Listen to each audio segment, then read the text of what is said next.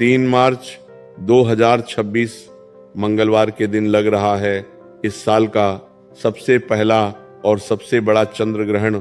इस दिन तकिए के नीचे रखकर सो जाना, यह एक छोटी सी चीज दोस्तों 7 जन्मों की गरीबी दूर होगी और तुम्हें अपनी जिंदगी में कभी पीछे मुड़कर देखने की जरूरत नहीं पड़ेगी। जी हाँ, क्योंकि इस बार जो चंद्र ग्रहण आ रहा है वो होलिका दहन के दिन आ रहा है, तो इसी के साथ इस चंद्र ग्रहण की शक्ति और बढ़ जाएगी, क्योंकि इसी दिन रात में होलिका दहन भी होगी। जी हाँ, देखिए ये घटना कोई साधारण घटना नहीं होगी। पूरे 72 वर्षों के बाद एक महा अद्भुत संयोग बन रहा है और जिस व्यक्ति ने मेरे द्वारा बताया गया ये छोटा सा उपाय कर लिया तो उसके जीवन में कभी किसी चीज की कमी नहीं होगी। अथाह पैसा आएगा, पारिवारिक सुख, शांति, समृद्धि, बड़ा घर, बड़ी गाड़ी, सब कुछ मिलेगा।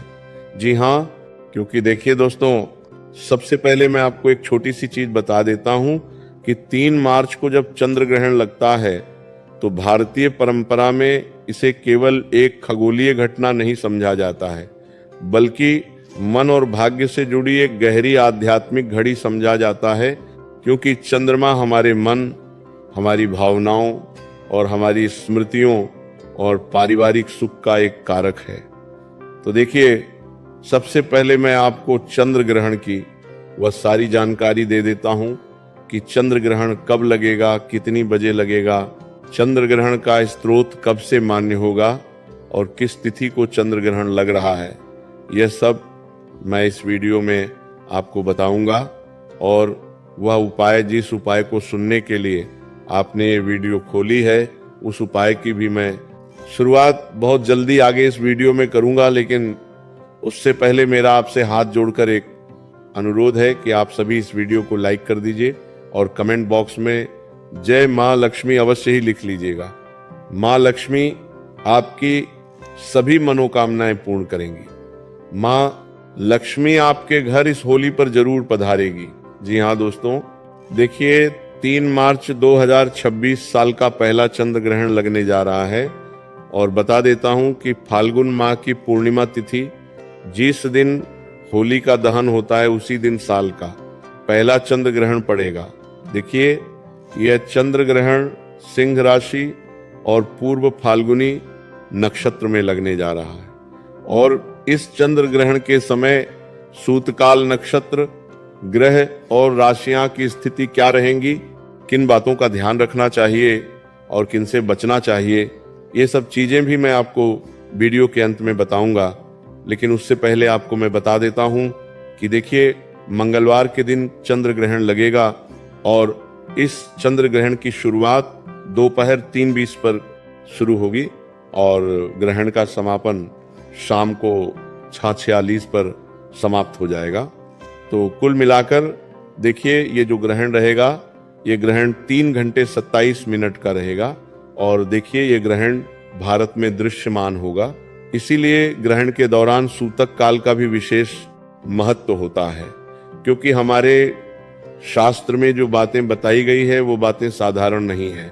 दोस्तों, चंद्र ग्रहण का सूतक काल लगभग 9 घंटे पहले शुरू हो जाता है। तो इस अनुसार 3 मार्च को सुबह 6:20 से सूतक काल प्रारंभ हो जाएगा और सूतक काल के दौरान सभी मांगलिक कार्य वर्जित हो जाएंगे, मंदिरों के कपाट बंद कर दिए जाएंगे। इस समय भोजन बनाना और खाना, पूजा पाठ, हवन, यज्ञ, नए कार्य की शुरुआत आदि नहीं करनी चाहिए। लेकिन देखिए, अब कलयुग चल रहा है। आज के समय में लोग इन सब बातों में विश्वास कहाँ रखते हैं। आज के समय में लोग इन सब बातों को सिर्फ मजाक समझते हैं और फिर जिंदगी में कुछ उच्च नीच होती है तो लोग अपनी किस्मत और अपने भाग्य को दोष देने लगते हैं। तो मैं आपको बता देता हूं कि दोस्तों, आप ध्यान रखिएगा। अब हम उस उपाय की ओर बढ़ने वाले हैं जिस उपाय को सुनने के लिए आपने वीडियो खोली थी। जी हाँ दोस्तों, आखिर कौन सी वह छोटी सी चीज है जो आपको रात्रि के समय तकिए के नीचे रखकर सोना है। देखिए, ये चीज कोई साधारण चीज नहीं है। इस चीज में माँ लक्ष्मी की विशेष कृपा रहती है इस चीज में 33 कोटि देवी देवताओं का आशीर्वाद समाहित होता है और ये चीज आपके घर के कुल देवी देवता, आपके घर के पितृ देवता से संबंध रखती है। जी हाँ, इस चीज को खरीदने के लिए, इस चीज को लेने के लिए आपको अपने घर से बाहर नहीं जाना पड़ेगा। यह चीज आपको आपके घर में ही मिल जाएगी।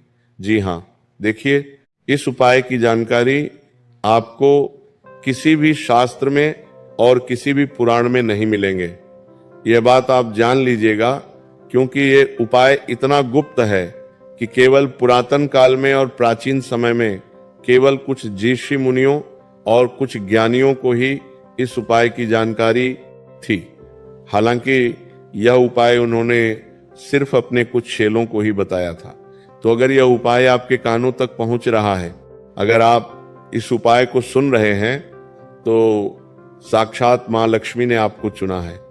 क्योंकि दोस्तों देखिए, इस बार जो चंद्र ग्रहण लगने वाला है, उस चंद्र ग्रहण की शक्ति और भी तेज हो जाएगी, क्योंकि उसी दिन होलिका का दहन भी है। जी हाँ, अब मैं आपको बताता हूं कि देखिए, उपाय से संबंधित सावधानियां भी सुनना है, उपाय से संबंधित नियम भी जानने हैं और उपाय से संबंधित संकल्प भी आपको लेने पड़ेंगे। क्योंकि कोई भी उपाय हो, कोई भी पूजा पाठ हो या कोई भी अनुष्ठान हो, जब तक उससे संबंधित संकल्प, उससे संबंधित नियम, उससे संबंधित सावधानी का पता नहीं होता है, तो वह उपाय उल्टा असर भी कर सकता है, नकारात्मक प्रभाव अभी हमें देख सकता है। इसलिए देखिए, मैं आपको बता देता हूं कि सिर्फ उपाय सुनकर ही आप अपनी बेटी को मत छोड़ देना, क्योंकि उपाय सुनने के बाद जो सबसे महत्वपूर्ण चीज है, उपाय करने के बाद जो सबसे खास चीज है, वह है नियम, सावधानियां और संकल्प। तो आप ध्यान रखिएगा दोस्तों जी। देखिए, जब चंद्र ग्रहण होली के दिन आएगा तो कई ज्योतिषियों में इसी विशेष सहयोग भी माना जाएगा, क्योंकि एक ओर चंद्रमा पर राहु की छाया और दूसरी ओर अग्नि का शुद्धिकरण। तो ये जो घटना होगी दोस्तों, ये घटना मन और कर्म दोनों की परीक्षा का माना जाएगा। तो ऐसे समय में यदि व्यक्ति अपने भीतर की नकारात्मक सोच, गरीबी का डर, असफलता की भावना और पुरानी रुकावटों को पहचान ले और उन्हें छोड़ने का संकल्प कर ले, तो यह समय उसके जीवन में सबसे बड़ा परिवर्तन ला सकता है। देखिए, आज के समय में हर व्यक्ति किसी न किसी दुख से परेशान है। कोई व्यक्ति विवाह के लिए तरस रहा है, कोई व्यक्ति संतान सुख के लिए तरस रहा है, किसी व्यक्ति का व्यापार नहीं चल रहा है, किसी की नौकरी में दिक्कतें आ रही है, किसी के परिवार में आए दिन लड़ाई झगड़े और क्लेश होते हैं, किसी के पास पैसा आता है लेकिन रुकता नहीं है, घर में माँ लक्ष्मी की कृपा होना पूरी तरह से बंद हो गई है, किसी ने आपके घर की लक्ष्मी को बांध दिया है, किसी ने आपकी बुद्धि को बांध दिया है। तो इस तरह के दुख से आज के जीवन में हर एक व्यक्ति परेशान है। तो आज मैं आपके उन्हीं तमाम दुखों का निवारण इस वीडियो में लेकर आया हूं। देखिए, ऐसा मौका बार बार नहीं आएगा। चंद्र ग्रहण और होलिका दहन दोनों एक साथ है, कान खोलकर सुन लेना। कौन सी वह चीज है जो रात को सोने से पहले तकिए के नीचे रखनी है? तो बता देता हूं दोस्तों को कि कहा जाता है कि ग्रहण के समय बना योग मन को झकझोरता है, और यदि उस दिन पूर्णिमा हो तो चंद्रमा की शक्ति चरम पर होती है, क्योंकि पूर्णिमा का दिन माँ लक्ष्मी से भी विशेष संबंध रखता है। जी हाँ, और उसी समय देखिए छाया पड़ना इस बात का संकेत माना जाता है कि अब जो भी संकल्प लिया जाएगा, जो भी उपाय किया जाएगा, जो भी मंत्र, जो भी वचन बोले जाएंगे, वह सीधे मन पर असर करेंगे। इसलिए पुराने समय में साधक इस घड़ी को साधना की घड़ी मानते थे। जब चंद्र ग्रहण लगता था तब साधक पूजा पाठ, जप, तप और नाम जाप करते थे। वह कहते थे कि जो व्यक्ति ग्रहण के समय मौन रहे, अपने माता पिता और पूर्वजों का स्मरण करे, जल का दान करे और अग्नि के सामने अपनी एक बुरी आदत को त्यागना का प्रण ले, तो उसके जीवन में स्थिरता धीरे धीरे ही सही लेकिन आने लगती है। देखिए, कई बार मैंने आपको समझाया है कि गरीबी केवल धन की कमी नहीं होती है, बल्कि गरीबी सोच की कमी का कारण है। आत्मविश्वास की कमी का कारण है और अवसरों को पहचान ना पाने की कमी का भी कारण है गरीबी। इसीलिए जब आप कहते हैं 7 पुश्तों की गरीबी दूर हो जाए, तो उसका अर्थ यह भी है कि आने वाली 7 पीढ़ियों में सकारात्मक सोच, सकारात्मक ऊर्जा, मेहनत और सही दिशा का बीज बो दिया जाए। देखिए, चंद्र ग्रहण के दिन घर में साफ सफाई रखना, अनावश्यक क्रोध से बचना और झूठ और वाद विवाद से दूर रहना और मन ही मन यह प्रार्थना करना कि जो भी मानसिक बोझ है वह हट जाए, तो यह सब बहुत साधारण लग सकता है, पर यही असली आधार है दोस्तों इस उपाय का। क्योंकि उपाय को करने से पहले आपको अपने अंदर शुद्धता लानी पड़ेगी। देखिए, यह उपाय सिर्फ और सिर्फ पवित्रता से ही करना जरूरी है, क्योंकि आप जितना पवित्र रहकर इस उपाय को करेंगे उतना ही 2 गुना 3 गुना फल आपको प्राप्त होगा।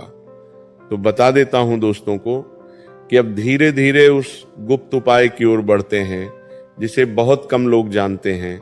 लेकिन उससे पहले एक बात समझ ले कि कोई भी उपाय तभी काम करता है जब उसके साथ आपका आचरण और संकल्प जुड़ा हुआ हो, क्योंकि संकल्प हमारे शास्त्रों में बहुत महत्वपूर्ण बताया गया है। आपको बताता हूं कि केवल वस्तु रखने से नहीं बल्कि भावना से परिवर्तन आता है। अब ध्यान से सुनिए जो चीज मैं आपको बताने वाला हूं। ग्रहण की रात जब समय निकट आए तो एक छोटा सा सफेद कलर का कपड़ा आपको लेना है। अगर आपको यह उपाय समझ में नहीं आए या आपके मन में कोई भी शंका रहे या कोई भी प्रश्न रहे तो आप बेझिझक हमसे कमेंट बॉक्स में पूछ सकते हैं। और अच्छा होगा कि अगर आप एक पेन और पेपर लेकर बैठे तो मेरे द्वारा बताए गए उपाय को आप अच्छे से सुन लें और कहीं पर लिख लें। तो देखिए आपको क्या करना है। मैंने आपको बताया है कि सबसे पहले एक सफेद साफ सुथरा पवित्र कपड़ा लेना है, ठीक है। उसके बाद आपको क्या करना है कि उसमें थोड़े से कच्चे चावल लेने हैं। ध्यान रहे ये चावल खंडित ना हो, टूटे हुए चावल ना हो, पूरी तरह से पूर्ण हो चावल होने चाहिए। और दूसरी चीज आपको क्या करना है कि एक छोटी सी चांदी सी चमकती वस्तु यदि उपलब्ध हो तो उसका एक छोटा टुकड़ा, ये साधारण सिक्का और अपने घर की रसोई में से एक चुटकी हल्दी लें। आपको 3 चीजें मुख्य लेनी है। देखिए, अगर आपके घर में चमकती हुई चांदी नहीं है तो आप उस चांदी की जगह 1 का सिक्का भी रख सकते हैं, क्योंकि वह भी तो चमकेगा और वह भी तो माता लक्ष्मी से संबंध रखता है। तो इस तरह आपको इन तीनों चीजों को मिलाकर अपने दोनों हाथों में रखना है। अपने दोनों हाथों में रखना है के बाद जो चंद्रदेव है, चंद्रदेव का स्मरण करते हुए आपको भावना करें कि मेरे मन की अशांति दूर हो।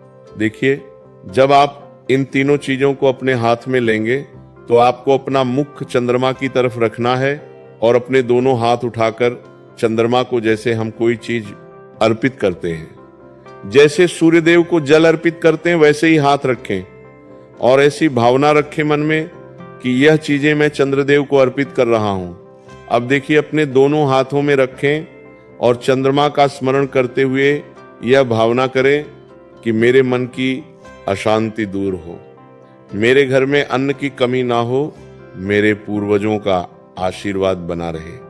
अब इन सबको उस सफेद कपड़े में बांध ले जो सफेद कपड़े आपने शुरू में निकाला था। यह कोई महंगी कठिन वस्तु नहीं है, पर इसका अर्थ गहरा है। देखिए, चावल अन्न और स्थिरता का प्रतीक माना जाता है। अक्सर लोग शिवलिंग पर भी धन की प्राप्ति करने के लिए, अपने मन की इच्छा पूर्ति के लिए शिवलिंग पर लोग चावल चढ़ाते हैं, अक्सर जिसके बिना हर एक पूजा अधूरी मानी जाती है। अब देखिए, आपको क्या करना है कि अब इनको सबको उस सफेद कपड़े में बांध ले, ठीक है। बांधने के बाद मैंने आपको बताया है कि चावल अन्न स्थिरता का प्रतीक है, हल्दी मंगल और शुद्धता का प्रतीक है। तो देखिए, यहाँ पर हल्दी माता लक्ष्मी को आपके घर में आकर्षित करने का काम करेगी, क्योंकि हल्दी ही शुद्ध एवं ताजा वस्तु रहती है। उसके बाद आपको मैं बता देता हूं कि धातु का छोटा सा टुकड़ा स्थायी समृद्धि का प्रतीक माना जाता है। यानी कि अगर हम अपने घर में स्थायी समृद्धि माता लक्ष्मी का स्थायी वास करवाना चाहते हैं